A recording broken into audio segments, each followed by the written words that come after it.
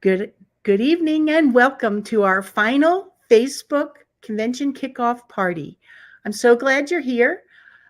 We have a lot of fun things in store for you tonight. It's hard to believe, but convention is next week and we are so excited. We haven't been together for the last 3 years, so maybe you remember seeing me more like this. But thankfully, this year we are going to be able to be together in Richmond, and we could not be more excited. I am Ann Miller, and I am President and Executive Director of the Home Educators Association of Virginia, and I am delighted that you're with us tonight. We have a great treat for you, and I hope that you know that tonight is for all the perfectionists, control freaks, and reforming perfectionist control freaks. This party's for you. And if you're not that person, then you know those people, call them up and say, come on, because Rachael Carman, speaker and author Rachael Carman from Apologia, has a lot to share about her experiences and what she's learned through life and homeschooling her 7 children. And she's going to help us all learn how she has learned to chill out. I could not be more excited. So get all your control freak friends and perfectionists on a share. If you share, like, or comment, also you will be entered to win one of 2 free convention registrations for the entire convention. We're giving away 2 conventions.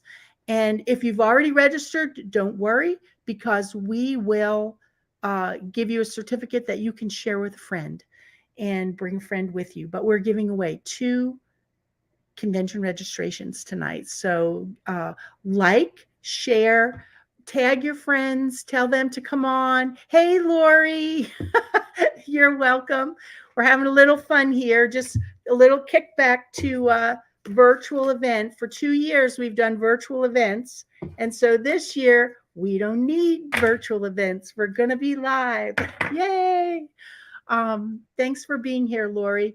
And get all your control freak friends and perfectionists. We need you all here tonight to hear what Rachael Carman has to say. I can hardly wait. So when you like, share, or comment, especially share with friends, come on, into groups,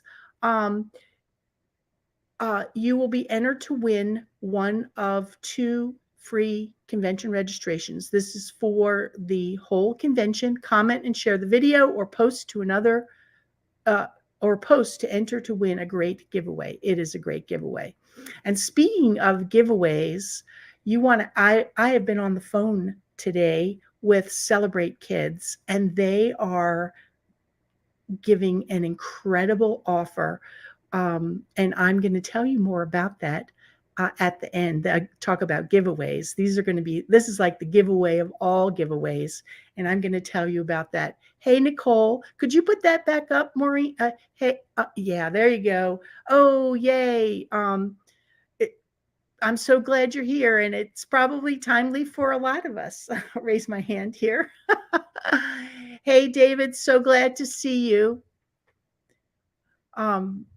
Okay, so comment, like, and share. Convention is always more fun with a friend, and if that friend's your husband or your wife, if you're a husband here, even better. The pre-registration has closed, and we've been putting out lots of announcements, so most of you are probably aware, but we still get questions. You can register on site. Just come to the convention, the Richmond Center, on June 9, 10, and 11, and just register on site. Whether you're coming for the free How to Begins and shopping afterwards on Thursday, June 9th, or you're coming for the whole convention, or maybe just the special needs conference or the vertical marriage, you can register on site. Most of the add-ons have already sold out, but you can still sign up on site on Thursday for student writing classes, the children's program, and walk through the Bible, Old Testament. So there are some that are still open that you can sign up for. First come, first serve. Hey, Rachel, super excited to hear from Rachael Carman. Yes. And Rachel Harris is in Henrico, which is where our office is too, in Richmond, in Henrico County. So what else? I have a few things to tell you. The special needs conference rooms have changed. They're actually, oh, thank you for that reminder. While I'm just giving a few announcements, would you put in the comments, what is your favorite memory from convention? And I know it's been 3 years. And if you've only been to the virtual conventions, you can put in your favorite memory from the virtual convention. This is my favorite memory from the virtual convention, at least one of them. But you can put your favorite memory from the virtual conventions too, if that's where you've attended. But put in the comments, what is your favorite memory from convention? And for this year's convention, we've had to move around a lot of rooms. We did a survey back in the fall, and what we discovered is that about 60% of the new homeschool families have a struggling learner or special needs child. So this year we went gangbusters, and we have greatly expanded the special needs conference to an all-day event on Thursday. However, we've had such a response, and if you've registered for it, you know, we checked in like, how many people are coming with you for the special needs? We've had to move the rooms. Oh, listening to Kirk Cameron. Yes, Trish, that was great. We do need to get him back, don't we? That would be awesome. Favorite memory. Yep. Hearing Kirk Cameron speak. He was pretty good. Todd Wilson speaking. Yes. He revitalized your homeschool. He's great. Nicole, I attended the virtual convention and I enjoyed the breakout sessions to get to know each other. Other homeschoolers as I was just starting out. Yes. And did you get your emoticons in the mail, Nicole? Oh, the high school seminar with Lanissa James. Yes, Rachel, that Lanissa's awesome. And Lanissa will be at convention this year too. So you're in for some more treat. As I was saying, we have a lot of changes in the program. So if you downloaded the schedule early, please go and get a new one. Look at, if you downloaded the schedule or the program, go get another one. Download them online or look at your app. We've updated the app, but we've had to move some rooms. The special needs conference grew so much, we had to move them to much larger rooms. And so we don't want you to show up in the wrong spot. Excuse me. When you get to convention. So make sure you check those new schedules and make sure you download the convention app to have the latest information. You can get the app at Google Play or the App Store, or just use the QR code on the website. Oh, voice, don't fail me now. The link is also in the comments.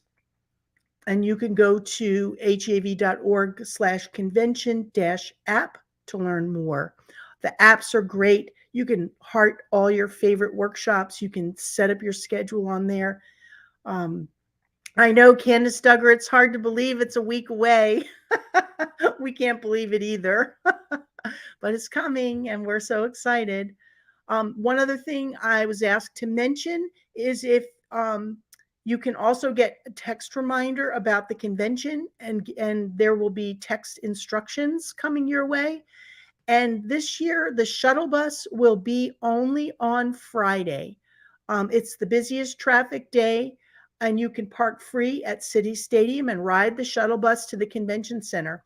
I know I was chatting with some of you in the Facebook group about children missing riding on the bus. Well, here's the opportunity on Friday for your kids to get a chance to ride the bus. Come to convention, park for free, and ride the bus over to the convention center. It runs all day, and the last bus leaves the convention center after the family night activities, so you don't need to worry about getting back to your car. Okay, well, I think we are ready to bring in our guest speaker, Rachael Carman. Rachel, I'm going to let you give a little bit of a self-introduction, but I just want to say the most fun thing that she survived 63 months of pregnancy, countless sleepless nights, 35,000 diapers. And she says this one time control freak encountered God's grace. Mm-hmm. And Rachael, we are so glad you're here. I can relate to the perfectionist control freak thing very much. Yeah, I know, right? I mean, it's funny because people sometimes assume that whatever you speak on is what you've mastered, and that is exactly the opposite. What the Holy Spirit leads you to speak on are the very things that He is teaching you, right? I mean, it's like getting skinned alive while you study all of these scriptures. And I mean, He's teaching you, and then He wants you to live it, and then He wants you to go share it with other people. So I'm totally that. So the whole title, I've never been known for short titles. Like, the trend in books is just like a 1-word title. I'm not good at that. So the title is Obsessive Compulsive Perfectionist Control Freaks. And it's because it's all of that, right? It's not even one of those things. It's all of those things. So yeah, Well, you need the attention because we're so focused on what we need to do next. I know, right? I've got a list of things to do as long as I am tall. So, I mean, I'm not hurting for things to do, right? The problem is that there are people that get in my way, right? So I have to remember that they're kind of more important than the list of things to do. So it's a lifelong lesson. And so I often tell my audiences that some people are just smarter than me. They had one kid and they figured it all out. They learned it all. And it took me 7 and I'm still learning, right? I've got 3 grandkids and I'll double that number before the end of the year. So apparently God is still working on me to deal with these things. So, yeah. And it never ends. How old is your oldest? It never ends. How old it is never ends. Yeah, I know.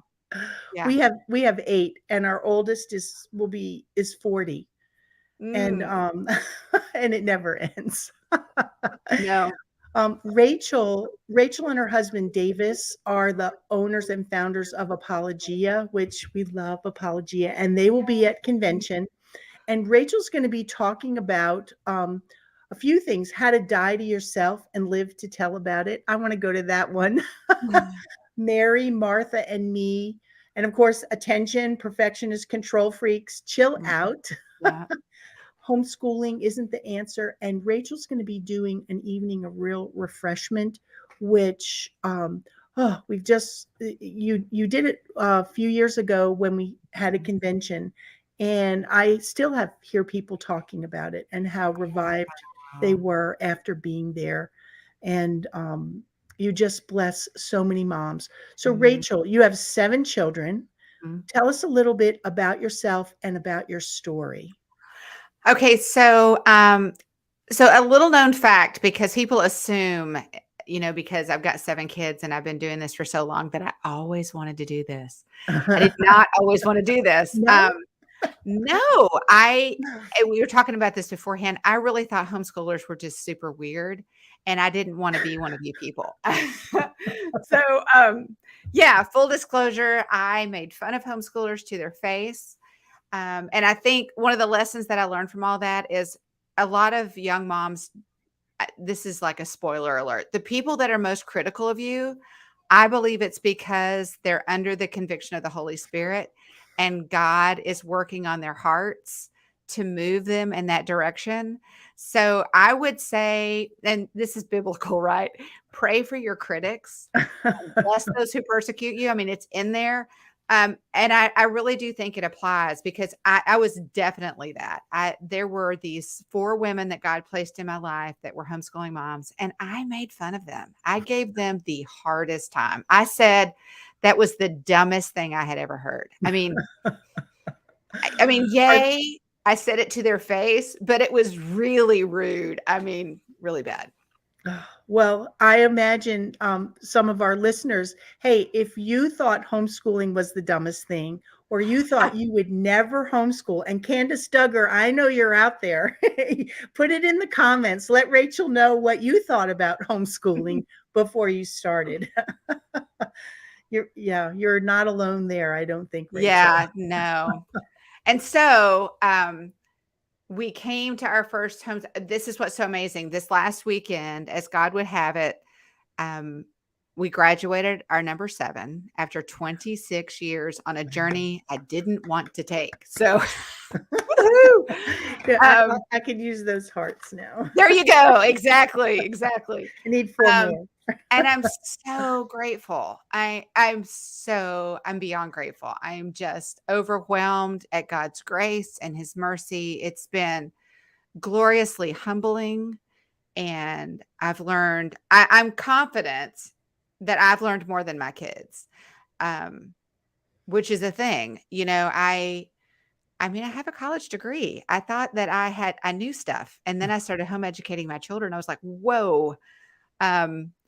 So it's just been a great adventure. And this last weekend, we were at our home conference where we graduated number 7. We were at the conference this last weekend where I sat as an audience member 26 years ago, and the Holy Spirit moved and it changed my life. And so it was like a full circle story, right? It was great. So yeah. Yeah, it flies by. I think homeschooling, it's the adage that the days are long, but the years are short. It's so true. Yeah. I used to say the days are long and the nights are longer, because if you've got, these kids that are getting up all night long, right? And you're just like, people go to sleep already, but yeah, it does. It ends up going really fast. So yeah. We have another Rachel here Rachel says it took me 6 years to change from a homeschool critic to a homeschooler. Yeah. Go, Awesome. Yeah. Welcome. So continue to tell your story. So, we started out on this journey, and one of the main reasons I did not want to homeschool is because our oldest son was that kid. The one that makes you want to pull out your hair and run from the building. The number one reason why you don't want to homeschool is that kid, that kid. And, I mean, and this is the other thing too. If you have one, you do. If you're not sure, you don't, because if you have one, you want credit, man. You want to jump up and down. You want everyone to know you survived them. Right. And so I was so excited about putting him on the bus, and that was just not God's plan. God knew that the only person that was going to really be able to give Charles what he really needed, the only person that was going to be really had skin in the game. I mean, I'm his mom. Skin in the game, right? It was me. And so it was perfect that God wanted me to do this. And so here's the deal. It was that child was a lot less about him and a lot more about me. Yeah. And that was painful. I think all of us suffer from what Eve suffered from, right? I'm perfectly happy to blame shift and put all of my guilt on someone else instead of carrying it and owning it myself. Right. And so I spent, I wasted a lot of time blaming it on him when I really had a lot of work to do. And again, I'm so grateful for that. I'm grateful to have had the opportunity to deal with a lot of my junk because of homeschooling. Cause I just thought we were going to do this, and we were going to do apple, and we were going to count by 1s, 2s, 5s, and 10s. You were going to know the months of the year and the weather patterns and the seasons. Oh my goodness. It was so much more than that. Yeah. It was like God was inviting me to really get to know him at a level. It was so much more about getting to know God and the relationships we had with him and with each other. And then like all of the academics were distant when compared to those real most important significant issues. And that's what I'm so grateful about. And that's why I'm such a homeschool advocate. And I think that's something you and I, Anne, probably really share. I mean, when you get the possibilities and what God has done and how he shaped you and what he's given you that you never would have even, it's the beyond what you could ask or imagine. I never would have known that this was possible, right? Right. I want that for other people, right? I want other people to get to see God move like that. I want Yeah. other people to get to know God that way. Yeah. Yeah. So, yeah. Yeah. It's having homeschooled 8 children myself.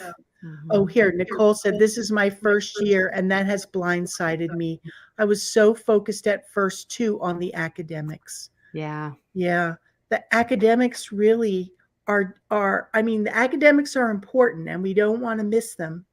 But the greatest gain from homeschooling is the growth. Honestly, I did learn more than my kids. Yeah.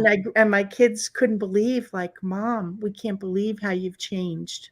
But Yeah. what you were saying about owning it, of not blame shifting, but taking responsibility for ourselves, for my own attitudes, for my own actions, it's quite humbling. Mhm. But, and, when we humble ourselves to our children, Mhm. the relationships, when they see like we're walking together in the Lord, and we're certainly not perfect. Right.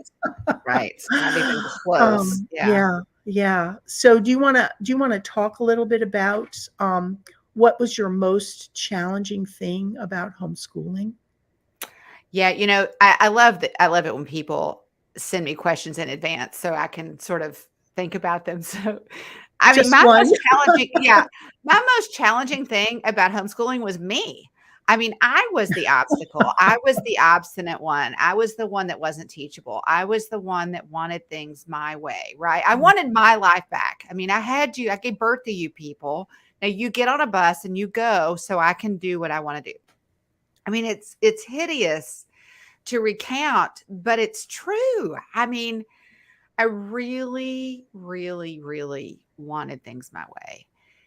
And I'm again, I had to realize that what God was inviting me to in terms of a relationship with him really meant the death of me. And that was a good thing. It was good for everybody that I came in contact with, right? And I can so relate. yeah, I mean, I really, because I was so excited about, you know, I really think we probably have a lot in common. I like things where they go. I like I like to be able to do things in an order. I like a schedule. I like to mark things off my list. I mean, these are things that I really like, and I really needed to learn the importance of relationships. So that's one thing that was really a good thing. But the other thing was I really needed to know how desperately I needed God. Mhm. And I don't mean this, I really mean this in no I'm going to make a caveat that's probably unnecessary, but I don't mean this in any way as a bragging point or anything. But I had been able to do a lot of things well. And so I kinda didn't feel like I needed God because I kinda had sort of I was making it happen. Homeschooling brought me to my knees. It had me, homeschooling and that kid, that combination. I mean, I remember being on the floor, just a googie, yeah, just crying out to God, desperate, like, "I don't know what I'm doing here, and I know I can't do this." Right. And that was good for me. To be in that place Yeah. to meet the point where, I mean, I don't know how to rotate the laundry and put food on the table and nurse the baby and do I can't do this, that was good. And I think, I'm very grateful to be willing now to do something that I think is something that he invites all of us to do. And I'm hesitant because I'm working on, this is a new presentation I'm working on, but I have this theory. So I'll give away the big phrase so y'all can, don't tell anybody. I have this theory that the very place God invites us to come and to stay is the very place we try to never go to and escape as soon as we get there. And that's the place of desperate. I think actually he invites us to live dependent. And Yeah. we live in a culture in the United States where we have overvalued independence to the point that we don't want to need anybody or anything. We just want complete and total personal autonomy. And God's like, yeah, no, that's not how I made you. That's not good for you. You don't flourish under that. And so again, I really need God. And I'm really grateful to know how much I need him and how unable I am. Yeah. And I think there's so much liberty in that and so much freedom. It's ironic. There's so much freedom in being dependent on him. And I think it's because that's what we were made for. So Yeah. Yeah. And we forget. we That's why do. Psalm 107 is in the Bible. And then Indeed. they called on the Lord, And and then, he yeah, delivered them from all their distresses. Sarah, exactly. Sarah says the humbling of realizing I cannot teach this child in my own ability has hit me and brought me to prayer and tears over and over for 20 years. It Yes. has. Yes. And And you know what? I think one of the beauties in that, Sarah, is that as we get to know and embrace our dependence on God, that we have an opportunity to extend and welcome our children when they arrive at those places of I can't, right? Such that we can turn to God and experience his interceding and his action and his ability to do what we can't. yeah, If we're always hitting it over the fence, right? Then our kids kind of are like, well, man, I'm supposed to always hit it over the fence. Mom always hit it over the fence. I mean, mom always had it all going on. But when they realize, when we are willing to acknowledge that we're really not, yeah, and we're really dependent. I mean, this is a God thing. God has done this. Look what God has done. right. Then as they face their own challenges and struggles, they can, I think, more enthusiastically and more readily lean into him and anticipate what he's going to do in their lives. I Yeah, think otherwise it's a setup. We're setting our kids up. And I don't want to set my kids up that way. I want to set my kids up for needing him and depending on him and being wowed by him right, instead of setting them up to not need him. right. That's not a good situation. Yeah. Well, and we've just found with our 8, and how old is your oldest? What are your ages? From what age to what age? Yeah, so our oldest is 32. So we're 32. just 8 years behind you, and our youngest is 18. Um, when being having our children see us walk through life, um, and failing and failing and failing, but getting up and repenting, of and working to do the right thing, to be Right. better, to be more patient, Right. to be more organized. Right. I don't know if we're exactly the same there because I struggled with organization, but I worked really, really hard. Mhm. Sarah says, I appreciate that. I've seen God rescue me and them again and again with relationship and then also wonderful learning. Yes. Absolutely. And can Yes. we bring up what Catherine Morales posted. We didn't get a chance to read that, but I thought it was a profound thought.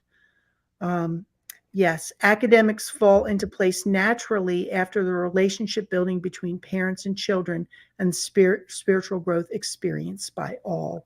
And I don't know about you, Rachel, but I can imagine it's so, but my kids have just come back, and that we had one son who said, people just talk about stuff, but you lived it. You didn't Yeah. talk so much about it, but you lived it, and they got to watch us live it and Yeah. set the good examples and the bad examples.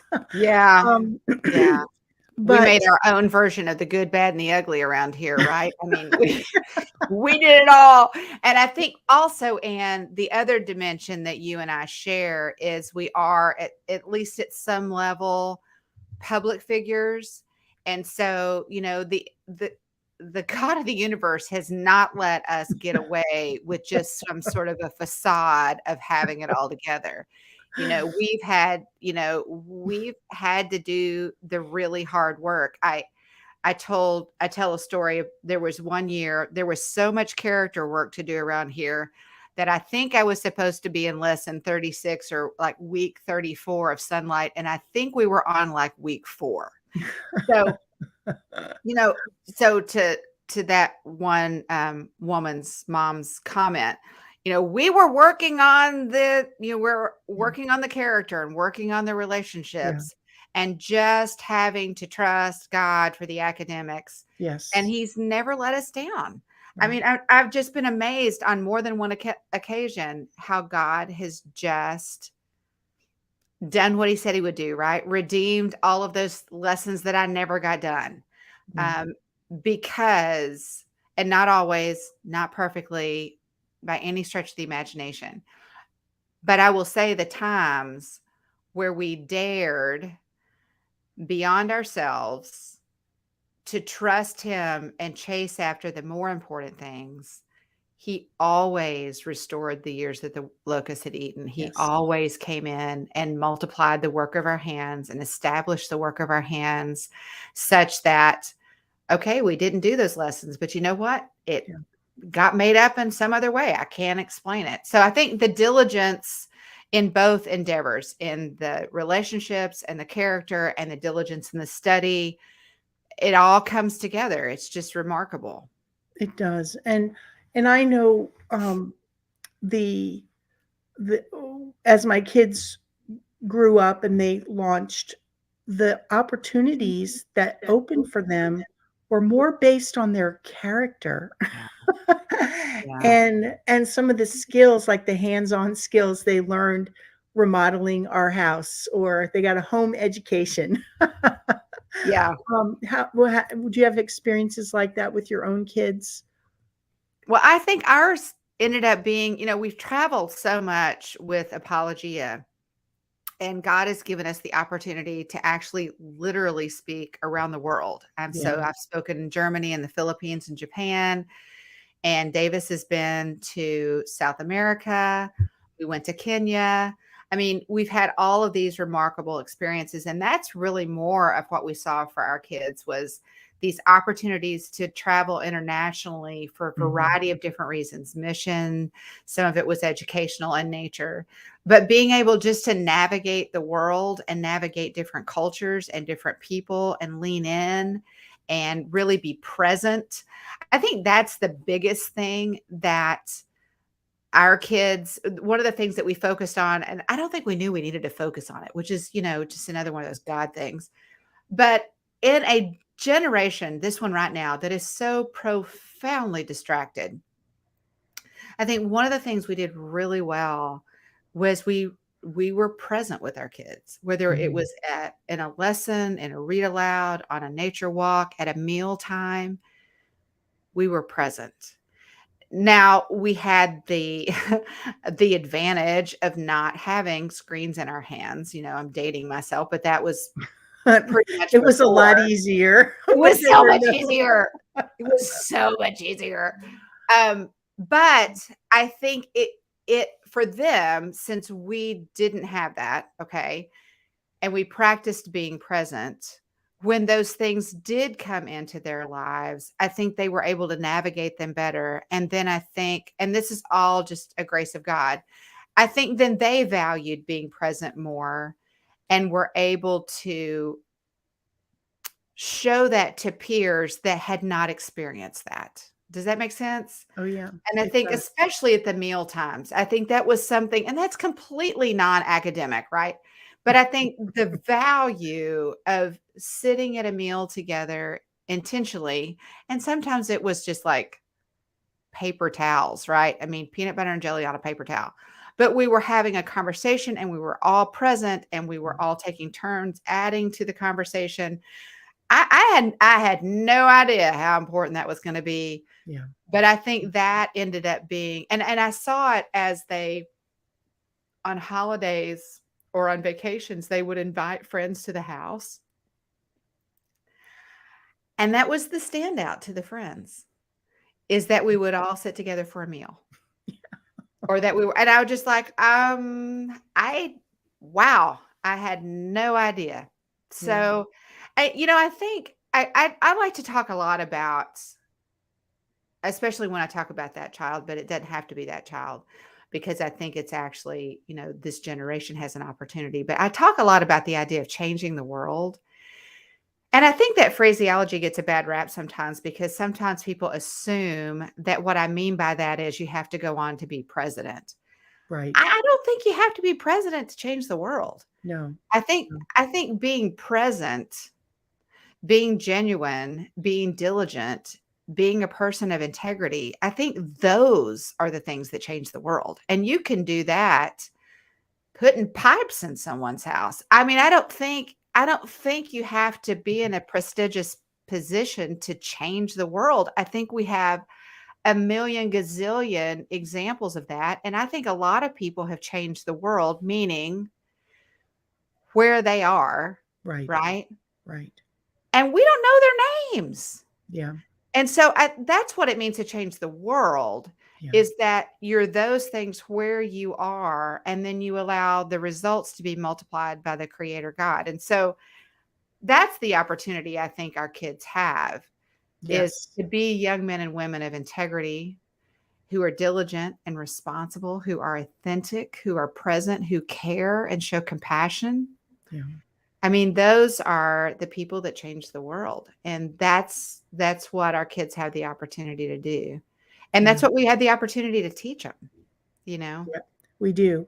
We do. And sitting around the dinner table, you said you didn't think it wasn't educational, but I would say it's very educational. It can Yeah. be. And Rachel, the comments come down, but Rachel just said that just tonight her son said that his favorite thing to do with his dad was just sitting and talking with him. And That's pretty glorious. yeah, that's wonderful, Rachel. And that's what we want, because when it's all said and done and they have their diploma and they have graduated and they're launching into their own life and their own world, what we have left is relationship. Mm-hmm. And so relationship, yes, Christina, it is comforting to hear. And that's why we have Rachel here, so that she can encourage moms and dads. But often it's the mom who struggles and we have so many insecurities. Yeah. And have you ever met a homeschool mom who thinks she's doing enough? No, Maybe no, one or two I could, I but don't know. Yeah. it's a constant struggle. But Mhm. so many things are educational, and I'm saying this for the moms who are worried they're not doing enough. Mm. Because if you are with your child, as Rachel said, if you are being present and Mhm. having that relationship and having conversations, you're going to start, like, they're going to know things, and you're not even going to know how they know those Yeah. things. But I was thinking about the dinner conversations, that they were, because we have all the age groups around the table. Mhm. So the younger ones are learning things from the older ones mostly good things, I hope. Yeah. Sometimes we have a few examples of what not to do, but the conversation and learning to converse with Mhm. people of all ages right there at Yeah. the table, that is very educational. It And is educational. Yeah. yes, it And the is. exchange of ideas and just learning how to interact with other people. I mean, that's becoming, I mean, I don't think this generation knows how to have a conversation. I don't think that they know how generally. I don't think they know how to disagree in a civil way, exchange ideas. I think that is just invaluable, and not just in our families, but in our communities and our churches and our culture. What if we could have a conversation about some of these things? I mean, there are literally things right now we can't even talk about. Yeah. But, I really believe that your kids' questions, no matter how hard or terrifying they might be, need to be welcome at your table. Yes, yes, yes. So, And the thing, the whole idea of having conversations and discourse, um, the thing as parents that we give our children, um, when we homeschool them, we give them a gift of time. mhm. Yeah, And so we have time to do things that maybe normally we would not have to do. yeah. And and that's a treasure. Mhm. And especially for you moms who are struggling, like Mm, maybe you're not the perfect, well, actually, maybe you are the perfectionist, control freak mom, but you don't have control. yeah. And maybe you've given up Mm, because yeah. we can get there too, can't we? We can. I mean, the reality is the enemy wants to convince us that we're the only one Yeah, you are not that's alone. exhausted, overwhelmed, and alone. Yeah. Everybody else, has 1,000 different friends, and they're not overwhelmed by 14 loads of laundry and, twins. They're not exhausted like you are. But the reality is we all are. I mean, we are. Yeah. And I think that's one of the things. So I'm going to make a pitch here for live conferences. I'm a huge fan. I think we were made to come together. I'm very grateful for the accommodations we could make during the last couple of years. But I got to tell you, we were made for face to face and not FaceTime, Yeah. but face to face fellowship. Get thee to a conference. People need to come. We need to hug each other. We need to be together again. This is Yeah, good for our souls. it And I is. know that for me, when I first started homeschooling, I told you earlier that I thought you people were just weird. So, and I did not want to be a part of you. But I'm going to tell you, the first time I went to a conference, I looked around the room. I was like, these people don't look as weird as I thought they would.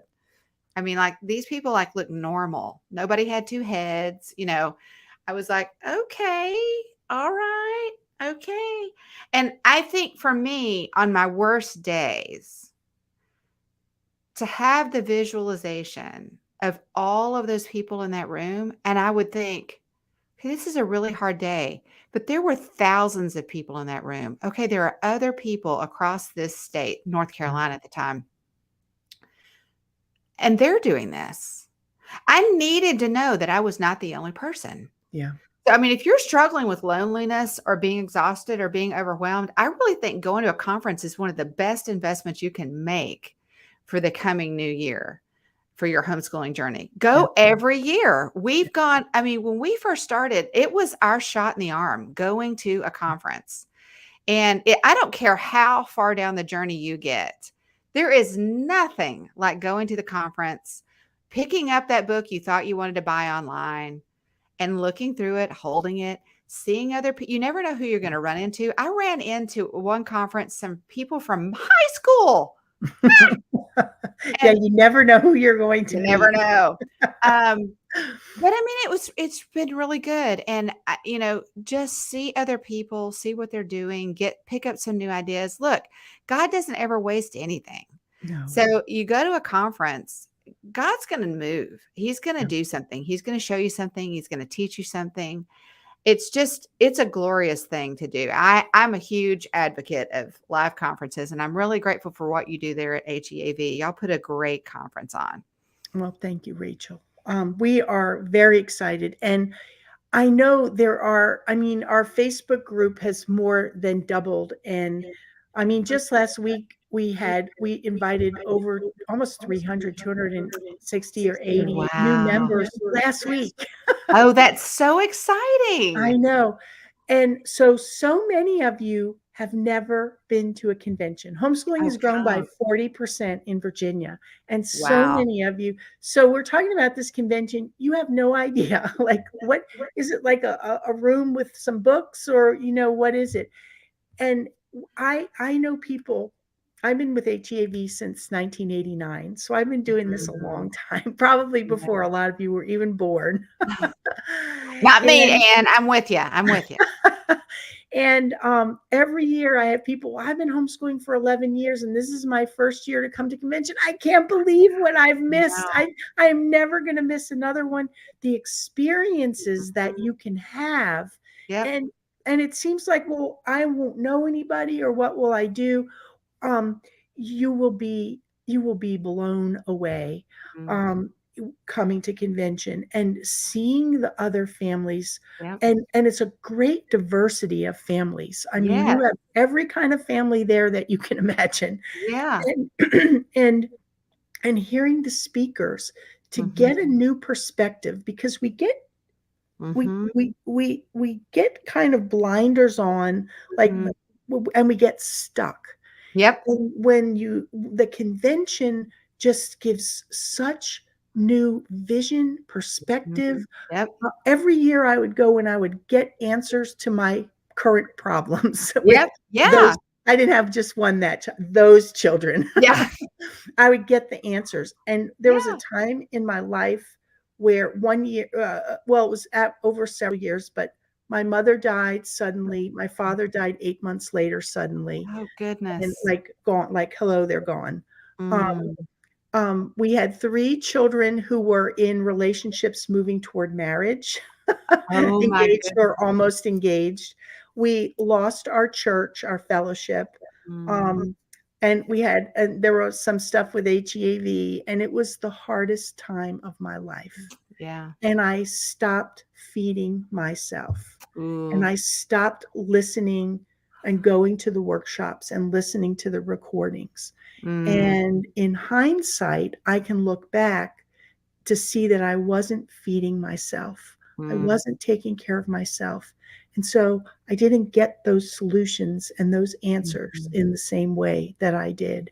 And Yeah. so if I can just encourage Mhm. the moms and dads out there, if you are feeling low, if you Mhm. are feeling like you just can't do this, you're not good enough, you're not smart enough, Yeah. whatever, um, come to the convention and be encouraged. You will be so encouraged. I promise you will be encouraged. And one of the things that we're doing this year, we haven't even announced it, and I'm going to tell you right now. We have put together a Facebook meetup. Oh, So wow. we have over 19,000. I don't know where we're going, 19.6 or some group members in our homeschool community online, and we are doing a Facebook meetup at convention, and Oh, it will wow. be on Saturday, and there'll be lots of details coming. So those people that are always answering your questions and you get to talk to online, because we have a lot of engagement in our group. Come and meet some of your Facebook friends in real Yeah. life. We won't need our emoji sticks.